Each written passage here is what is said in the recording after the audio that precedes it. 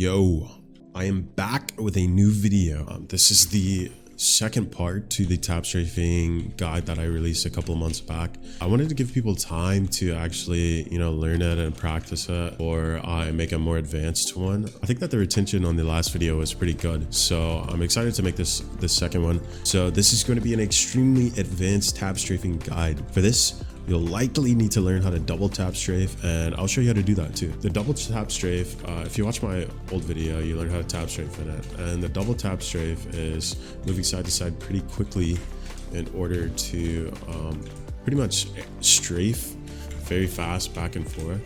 There are six things I want to talk about, and then there's going to be a bonus at the end. For the first one, I want to talk about using tap strafing to cancel climbing animations. This one's pretty simple. I do it pretty much every time I want to climb now. As you can see there, I completely cancel my climbing animation. Basically where you come at a wall at an angle and jump and tap strafe over onto the other side so that you do not have the climbing animation. This allows you to immediately shoot, after coming up on the wall. And I can come up on the wall prepared to shoot my enemy. So to cancel the climbing animation, you want to go at an angle and hop off the wall and tap strafe back onto the wall. You want to tap strafe forward.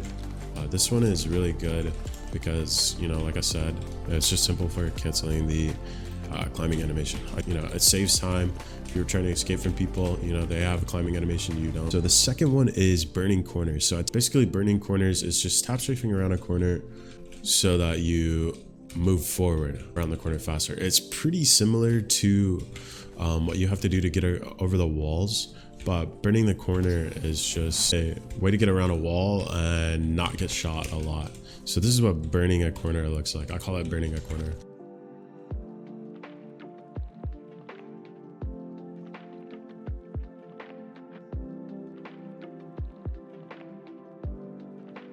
Basically, you hit the wall. You can even do it at an angle, and you come around the other side using tap strafing. Burn this corner and come off the wall, and immediately after. So that's burning corners. The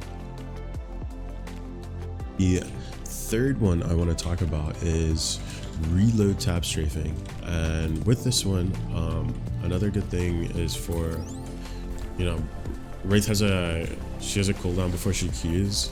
So what I like to do is while I'm reloading, I like to double tap strafe. And so this is why you want to learn double tap strafing, because it kind of just moves your positioning a lot while you're reloading. It just kind of jukes your opponent a bit. It's not anything insane, but I do find it beneficial for not getting shot. When you have the longer reload animation, it's pretty beneficial. So double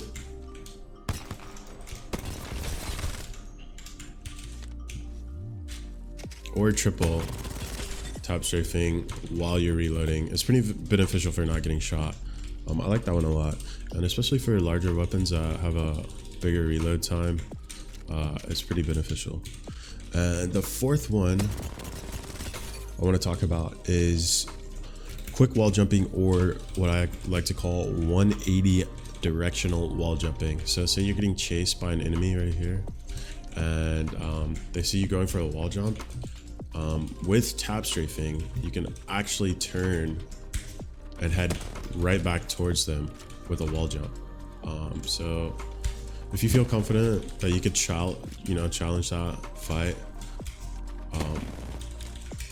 you can literally wall jump directly back at them.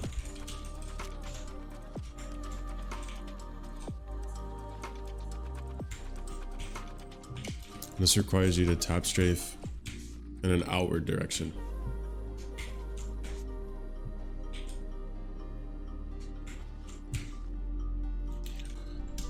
I like this one because a lot of people don't expect you to reach out, and if they're coming around this corner by the time you get here, you know, they expect you to continue running. So you will be much closer and you'll be midair, you know, when they're turning a corner.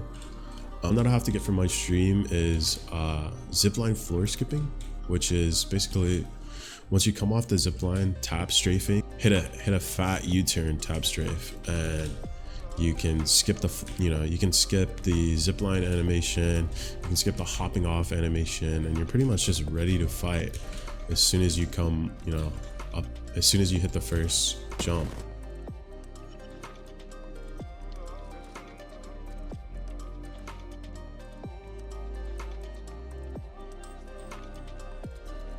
The sixth thing I wanted to talk about is quick climbing. So quick climbing is canceling this animation here where you have to turn and then climb.